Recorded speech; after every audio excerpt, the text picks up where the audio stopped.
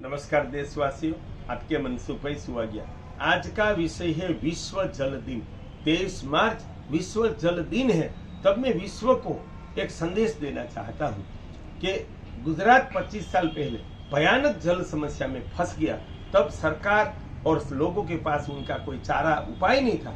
तब परमात्मा ने हमें निमित्त बनाया। हमें नई सोच दी कि हर एक गांव में 5 से 50 चेक डैम बनाने पड़ेंगे। लेकिन तब राज्य या केंद्र सरकार की कोई योजना नहीं थी।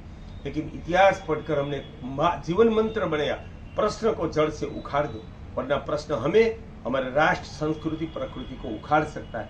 ये जीवन मंत्र को लेकर मैं गांव में गया और लोगों वहां 5 सिद्धांत की योजना बनाई। पहला, ग्राम संगठन। दूसरा, गांव में से ही लोग फंड। तीसरा, चेकडेम तालाब की सही स्थल पसंदगी। कैसा स्थल पसंद करो जहां खर्चा कम हो और महत्तम जल रक्षा हो। चौथा, हमारे दिमाग से हमने चेकडेम की इतनी सस्ती और 100 साल टिकाऊ डिजाइन बनाई है, वो विश्व प्रेरक है।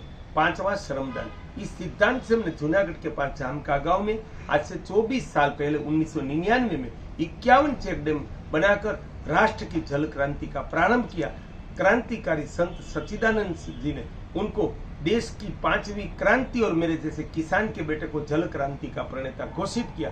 तो हमने अपना दायित्व समझकर अपना पूरा जीवन राष्ट्र को समर्पित कर दिया। 300 गांव में 3000 से ज्यादा चेकडेम तालाब बनाए। 6000 गांव में जाकर लोगों को जल रक्षा का संकल्प दिलवाया। तो परिणाम क्या मिला कि हर एक गांव में कृषि पैदावार, घास चारा, रोजगारी 2 से 4 गुनी वृद्धि हुई। जहां 700,000 फीट पर पानी नहीं था, आज वहां कुएं में पानी है। तो टूटते हुए गांव बच गए। उनका जो कोई प्रधान सफल योजना है तो ये चेकडेम तालाब योजना है।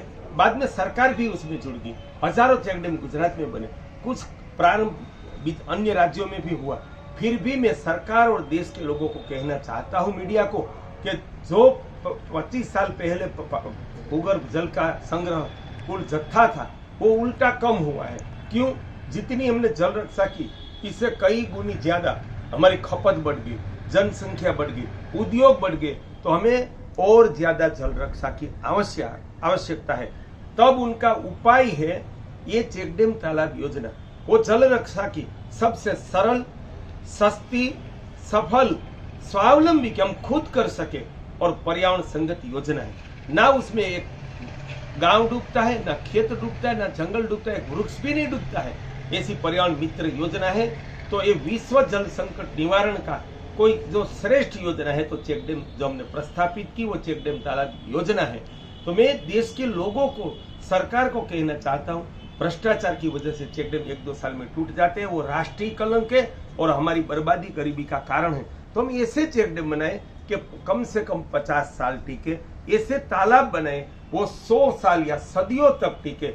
वही हमारी मनुष्यता है, वही जल प्रेम है, वो प्रकृति प्रेम है, वो हमारा राष्ट्र निष्ठा है।